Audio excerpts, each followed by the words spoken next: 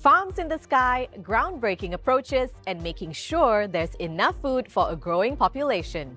As urbanization accelerates, farming methods are at the intersection of technology and agriculture, nurturing a more food-secure future. Welcome to The Exchange from our studio here in Doha. Coming up on this episode, we sit down with His Excellency Fahad Al-Attiyah, Executive Director of Qatar's Caravan Earth Foundation, to talk about the challenges of food security for small states. And later on the show, we speak to Daniel Khashab, CEO of the startup Choco, who's created a tech platform to combat food waste.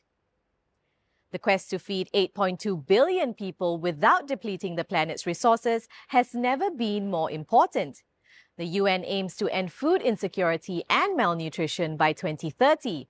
Last year, over 295 million people faced acute food insecurity, a 5% increase from the previous year, driven by conflict and climate challenges. In densely populated countries, urban farming offers a vital solution for food production. Around $40 billion is needed annually to boost sustainable farming, utilizing methods such as hydroponics, aquaponics, vertical farming, and community gardens to maximize limited space for fresh produce. Another key step to ensuring we have enough food for everyone is to reduce wasting what we already have. The UN estimates that 14% of the world's food, valued at $400 billion, is lost annually due to waste and unharvested crops. Despite its arid climate and water scarcity, Qatar has made significant strides in improving its agricultural practices as part of the government's commitment to food security and its Vision 2030 goals. I spoke with Fahad Al-Attiyah, Executive Director of Caravan Earth, a foundation focused on sustainable agriculture. He pointed out that low-tech solutions can often be more effective in achieving desired outcomes. Some nations have been cultivating in traditional methods and regenerative ways for thousands of years, and it's still going on. I mean, why would we need to disrupt that? I think we should be more cautious about certain technologies that are presented to us. And that's why I focus on what we call low-tech, because it's the most sustainable and regenerative form. And it can be exported to countries with lower income, with very little barriers. I think a lot of the hunger that we face is that we have bad distribution. So we need to empower those communities to cultivate their own land using regenerative methods, so that gives them micro-resilience. That's His Excellency Fahad Al-Attiyah with important insights to Qatar's self-sufficiency goals. Another small state, the island nation of Singapore, aims to grow 30% of its own food in the next 5 years. But with a shortage of land, the city-state has had to look for alternative methods. And as our reporter Patrick Fogg finds out, one particular method has blossomed. Hi Layla, take a look at this. 8,000 square meters of stacked layers aiming to produce 500 tons of greens to feed Southeast Asia's commercial capital of Singapore.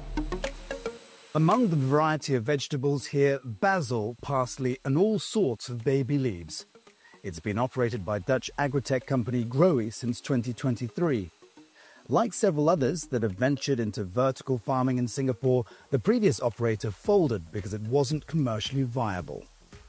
Yusnida Yunos is Growy's Singapore country manager and says it's learned from others' mistakes.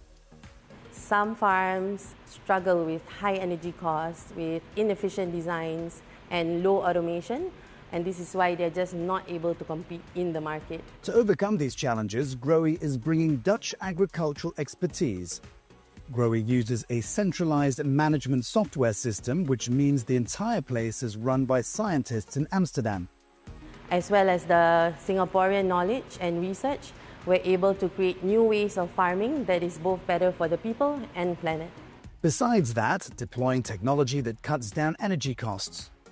One of the things Growy does is it uses acclimatized climate cells to create microclimates for different plant zones, giving it humidity and temperature precision to reduce energy needs and maximize crop yield. Right now, Singapore only produces about 3% of its own food. But the COVID pandemic, supply chain disruptions and soaring inflation have highlighted the need for it to be more self-sufficient. Growy seems bullish business will sprout.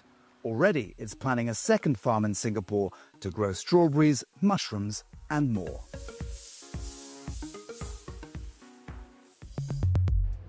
One of the biggest conundrums is that the more we produce, the more we waste. But is it realistic to make, buy or consume only what we need?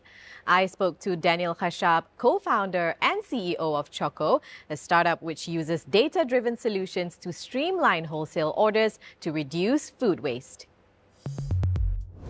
The food supply chain is a very long chain that starts somewhere with the farmer and ends usually in a very different country with the consumer. Food distribution should use AI to understand in real time how much they are selling, where they are buying from, and to use algorithms that can actually predict demand patterns. So Choco's vision is to enable a sustainable food system. And that means a system on which every single player is connected, a system that makes sure that we have sufficient food at all the places where we need it, but that we don't grow more than what we sufficiently need.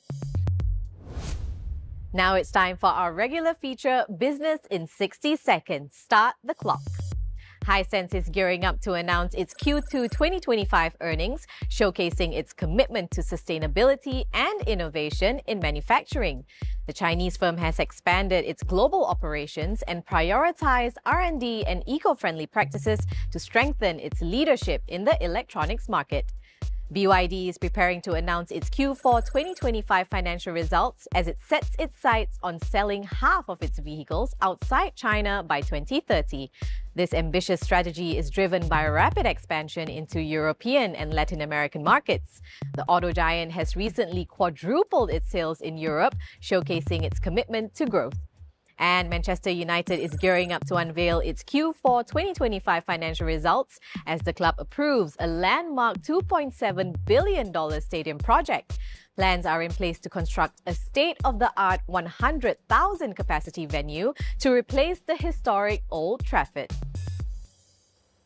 From self-sufficient ecosystems and urban farming to tapping on technology to reduce food waste, we've seen that everyone in the food chain has a role to play to help reach the goal of eradicating world hunger. Well, that's all the time we have for on this edition of the show. Please do check out Euronews.com for all your latest business news. And thanks for watching The Exchange.